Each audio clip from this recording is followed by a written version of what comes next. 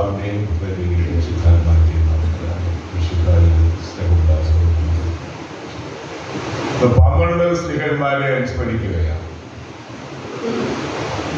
യേശു എന്തിനു വേണ്ടിയാണ് അവരെ തെരഞ്ഞെടുത്തത് എന്ന് വിശുദ്ധ ഗ്രന്ഥത്തിൽ നിന്ന് വ്യക്തമാണ്. ഒന്ന് തന്നോട് കൂടി ആയിരിക്കാനും തന്റെ പ്രേക്ഷിത പ്രവർത്തനങ്ങളിൽ പങ്കാളികളാകാനും വേണ്ടി അവരെ പ്രത്യേകമായിട്ട് ശിഷ്യന്മാരുടെ വലിയൊരു ഗണത്തിൽ നിന്നും തെരഞ്ഞെടുത്തു എന്നുള്ളതാണ്. ഇതിൽ പ്രത്യേകമായ സ്വഭാവ സവിശേഷതകളുള്ള ആളുകളുണ്ട്.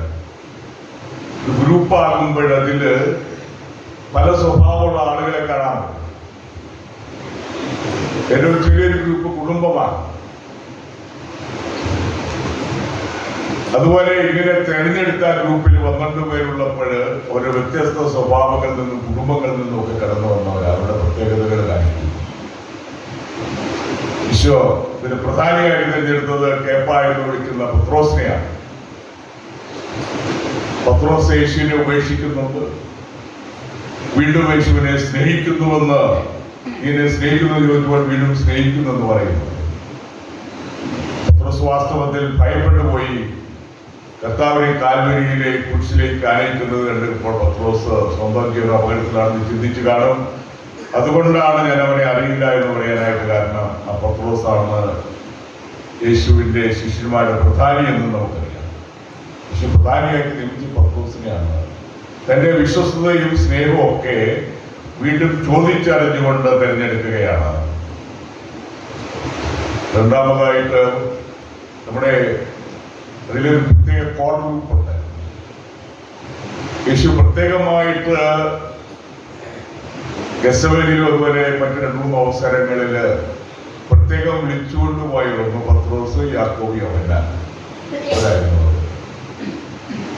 അപ്പൊ അവരോട് ഉണർന്നിരുന്ന് പ്രാർത്ഥിക്കാൻ പറഞ്ഞു. അവർക്ക് ഉണർന്നിരുന്ന് പ്രാർത്ഥിക്കാൻ പറ്റിയില്ല ഗെത്സമനിൽ. അതൊക്കെ നമ്മൾ വിശുദ്ധ ഗ്രന്ഥത്തിൽ വായിക്കുന്നു. പിന്നെ തീഷ്ണവാനായ ശിമയോനെ പറ്റി തീഷ്ണവാൻ ഒരു നക്സലൈറ്റ് എന്ന് വേണമെങ്കിൽ പറയാം. കാരണം റോമാക്കാരെ അവിടുന്ന് കെട്ടുകെട്ടിക്കാനായിട്ട് സായുധ വിപ്ലവം വരെയും നടത്തേണ്ടി വന്നാൽ നടത്തണമെന്നുള്ള ചിന്ത പുലർത്തിയിരുന്നവരായിരുന്നു തീഷ്ണമതികൾ. ഇവിടെ ഇംഗ്ലീഷിൽ സുവിശേഷത്തിൽ കൊടുത്തിരുന്ന സൈമൺ ദ സൈലന്റ്. അപ്പൊ തീഷ്ണവാനായ ശിമയോൻ, അപ്പൊ അത് യേശുവിന്റെ ഗ്രൂപ്പിലുണ്ടായിരുന്നു. അപ്പൊ തീഷ്ണവാനെയും ശാന്തപ്രകൃതിയും എല്ലാം ഒന്നിച്ചു കൊണ്ടുപോകേണ്ട ദൗത്യം യേശുവിനുണ്ടായിരുന്നു എന്നുള്ളതാണ്. പിന്നെ ശാന്തശീലരായിട്ടുള്ള ആളുകളുണ്ടായിരുന്നു. അതുപോലെ സംശയം എല്ലാവർക്കും വേണ്ടി പ്രകടിപ്പിച്ച് നമ്മുടെ പിതാവായ മാർത്തോമാ ശ്ലീഹ ഉണ്ടായിരുന്നു അവിടെ. അതുപോലെ യേശു പ്രത്യേകമായിട്ട് സ്നേഹിച്ചിരുന്ന യോഹന്നാൻ സുവിശേഷകൻ ഉണ്ടായിരുന്നു. പിന്നെ ഇതെല്ലാം കൂടെ പിന്നെ ഒറ്റപ്പെടുത്താൻ യൂദാസ് കയ്യത്തായിരുന്നു. അപ്പൊ പണത്തോട് ആർത്തി ഉണ്ടായിരുന്നു, യൂദാസ് വാക്കപ്പെടുന്നുണ്ടായിരുന്നു. ഇവരെല്ലാം കൂടെ കൂടിയതാണ് ഈ 12 സ്ലീഹന്മാർ എന്ന് പറയുന്നത്. ഇവരെ അനുസ്മരിച്ചുകൊണ്ടാണ് കൈത്താ കാലഘട്ടത്തിലേക്ക് ഇവിടെ പ്രവേശിക്കുന്നത്. ഈ കൈത്താ കാലഘട്ടം എന്ന് പറഞ്ഞാൽ കൈത്താന്ന് പറഞ്ഞാൽ വേനലെന്നാണ്. ഇതിന് പരാഗമകാലം എന്ന് പറയാറുണ്ട്. വേനലിൽ വിളവെടുപ്പ്, ഫല എടുക്കൽ, ഇതൊക്കെ സൂചിപ്പിക്കുന്ന 7 ആഴ്ചകളാണ് ഈ കാലഘട്ടത്തിലുള്ളത്. സഭ പടർന്നു പന്തലിച്ചു. ആ സഭയിൽ നിരവധിയായ അംഗങ്ങളുണ്ടായി, വിശുദ്ധരുണ്ടായി, രക്തസാക്ഷികളുണ്ടായി. അപ്പൊ സഭയുടെ വളർച്ചയെ കാണിക്കുകയാണ്. അപ്പൊ സഭയുടെ വിശ്വാസത്തിന് വേണ്ടി മരിക്കാൻ തയ്യാറായവരാണ് രക്തസാക്ഷികൾ. ഈ കൈത്താ കാലത്തെ വെള്ളിയാഴ്ചകളിൽ നമ്മൾ ഈ സഭയുടെ രക്തസാക്ഷികളെ അനുസ്മരിക്കുന്നുണ്ട്. എസ്സിബിസിലെ വിശുദ്ധ യാക്കോബിനെ അനുസ്മരിക്കുന്നുണ്ട്. നമ്മുടെ സഭയുടെ പാരമ്പര്യത്തിലുള്ളവരാണ് മാർ അത്തായിമാർ ഇവരെ അനുസ്മരിക്കുന്നു. നമ്മുടെ ബലിയർപ്പണത്തിന്റെ അക്രമം എഴുതിയത് മാർ അത്തായിമാർ ഇവരാണ്. തോമാശ്ലീഹായുടെ ശിഷ്യനായിരുന്നു മാർ അത്തായിയുടെ ശിഷ്യനായിരുന്നു മാർ മാറി എന്നാണ് പാരമ്പര്യം പറയുക. അപ്പോൾ ഇവരുടെ പേരിലാണ്, സ്ത്രീകന്മാരുടെ പേരിലാണ് നമ്മൾ 3 കുർബാനക്രമമുണ്ട്. സാധാരണ ചെല്ലുന്ന ആ കുർബാനക്രമം മാർ അത്തായിമാർ മാറി എന്ന അവരെയാണ് ശിഷ്യന്മാരെന്ന് പറയുന്നത്. ഈ ശിഷ്യന്മാരുടെ പേരിലാണ്. ഈ അവസരം ഇവിടെ അനുസ്മരിക്കുന്ന മിസ്സസ് മോനിയും 7 മക്കളും വിശ്വാസത്തിന് വേണ്ടി രക്തസാക്ഷികളായ അമ്മയാണ് മോനി. അതുപോലെ 7 മക്കളെ അനുസ്മരിക്കുന്നുണ്ട്. അതുപോലെ സർവാധിപനാം കർത്താവേ എന്നുള്ള ആ ഉത്ഥാന ഗീതം അതാണ് രചിച്ച പാത്രികേസ് ഷെമിയോൻ ബർസബ. അദ്ദേഹം രക്തസാക്ഷിയായിട്ട് മരിച്ച ആളാണ്. അദ്ദേഹത്തെ അനുസ്മരിക്കുന്നുണ്ട്. അതുപോലെ നിസിബിസിലെ യാക്കോബ് താമസ ചൈതന്യം കൊണ്ട് മലയിൽ ഏകാംഗിയായിട്ട് വിനയത്തിലുള്ള ലളിതമായ ജീവിതം നയിച്ചിരുന്ന ആ വിശുദ്ധനെ നമ്മൾ അനുസ്മരിക്കുന്നുണ്ട്. ഷിമിയോൻ ബർസബ അദ്ദേഹത്തെ നമ്മൾ അനുസ്മരിക്കുന്നുണ്ട്. അതാണ് നിസിബിസിലെ യാക്കോബ് താമസ ചൈതന്യം ഉണ്ടായിരുന്ന അതുപോലെ ഷെമിയോൻ ബർസബ അദ്ദേഹം അവിടുത്തെ സഭയുടെ തലവനായിരുന്നു. രക്തസാക്ഷിയായിട്ട് മരിച്ച ആളാണ്. അദ്ദേഹത്തിന്റെ സ്ഥലം സെലൂസിയാത്തസിമാണ്. അവിടെ നിന്നായിരുന്നു മിത്രാന്മാര് ആദിമ കാലഘട്ടത്തിൽ ഇവിടെ വന്നിട്ട് നമുക്ക് പാത്രികീസാണ് കൊണ്ട് അയച്ചത്. AD 327 അദ്ദേഹം ഉത്ഥാനഗീതം അദ്ദേഹം രക്തസാക്ഷിയായിട്ട് മരിച്ചു.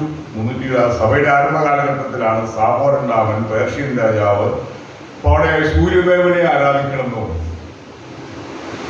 അപ്പോൾ കർത്താവും രക്ഷകനുമായ യേശുവിനെ മാത്രമേ ആരാധിക്കുകയുള്ളൂ ക്രൈസ്തവര്.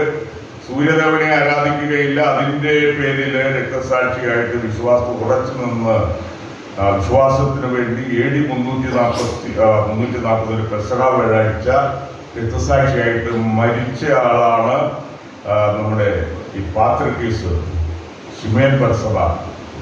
ഉത്ഥാനഗീതം നമ്മൾ സർവാധിപനാം കർത്താവേ എന്ന് പറഞ്ഞ് കുടിയുമ്പോഴൊക്കെ ഈ രക്തസാക്ഷി നമുക്ക് ഓർമ്മിക്കാം. രചിച്ച പാത്രികീസ് വിശ്വാസത്തിന് വേണ്ടി രക്തസാക്ഷിയായിട്ട് മരിച്ച പാരമ്പര്യമാണ് നമ്മുടെ സഭയിൽ ഉള്ളത് എന്നുള്ള കാര്യം നമുക്ക് അനുസ്മരിക്കാം. ഈ അപ്പസ്തോലന്മാരൊക്കെ ഒരു കൂട്ടായ്മയിൽ ജീവിച്ചു.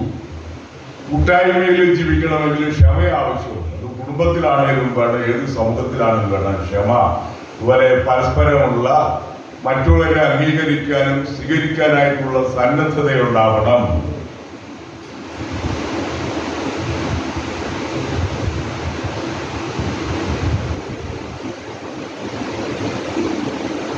അപ്പോൾ അങ്ങനെ ക്ഷമയോടുകൂടിയുള്ള പ്രവർത്തനങ്ങളാണ് നടക്കേണ്ടത്. ദീർഘക്ഷമയെ പറ്റിയാണ് പറഞ്ഞത്. കുടുംബത്തിൽ ഉണ്ടായിരിക്കുന്നത് ദീർഘക്ഷമയാണ്. കാരണം കല്യാണമൊക്കെ കഴിഞ്ഞു കഴിഞ്ഞാലും മരണം വരെയും ദീർഘക്ഷമയോടുകൂടി ജീവിത പങ്കാളിയെയും ദൈവം തരുന്ന മക്കളെയൊക്കെ സ്വീകരിച്ചുകൊണ്ട് അവസാനം വരെ നിലനിൽക്കുന്നതാണ് ദീർഘക്ഷമ എന്ന് പറയുന്നത്. അപ്പൊ അവിടെ ആവശ്യമുണ്ട്. ദീർഘക്ഷമയില്ലെങ്കിൽ പ്രതിസന്ധികൾ ഉണ്ടാകാം. കഴിഞ്ഞ ദിവസം നമ്മുടെ വായിക്കുകയുണ്ടായി. റഷ്യൻ ഫെഡറേഷനിൽ അവിടെ MBBS ഒക്കെ ആളുകൾ പോകുന്നത്. അങ്ങനെ പോയ ഒരു ഹിന്ദു പെൺകുട്ടി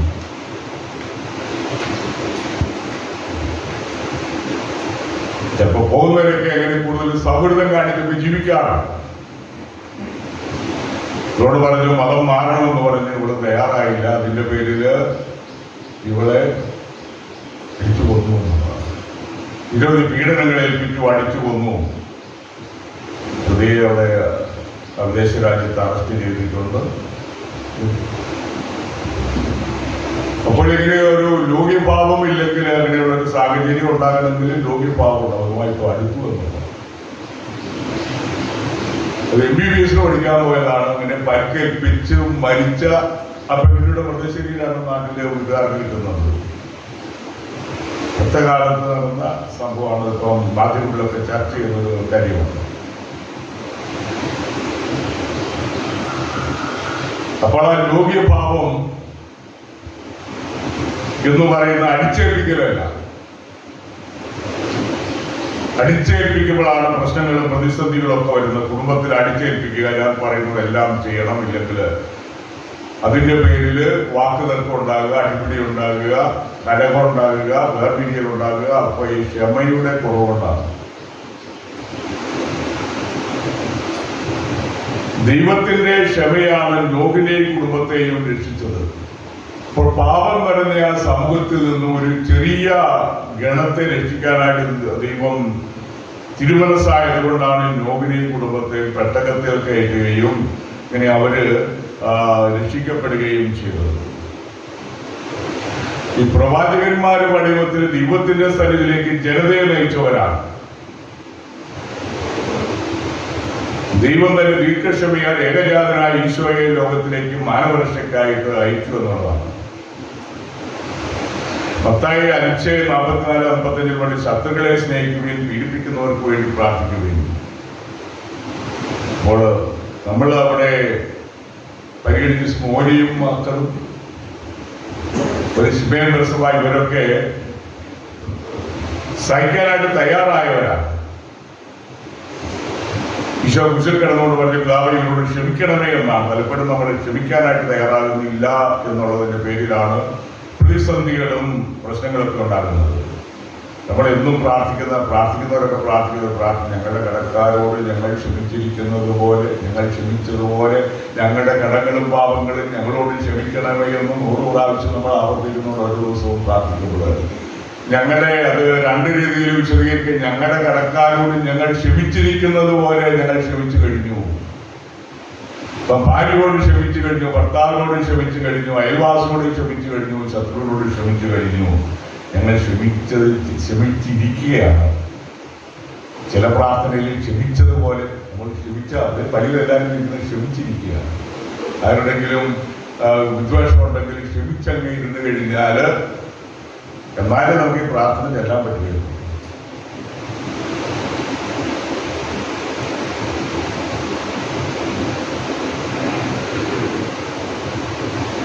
ജീവിത ക്ലേശങ്ങൾ ശാന്തതയോടും പ്രതീക്ഷയോടും കൂടെ നേരിടണമെന്നാണ് യാക്കോബിന്റെ ലേഖനത്തിൽ 5:7-8 പറയുന്നത്.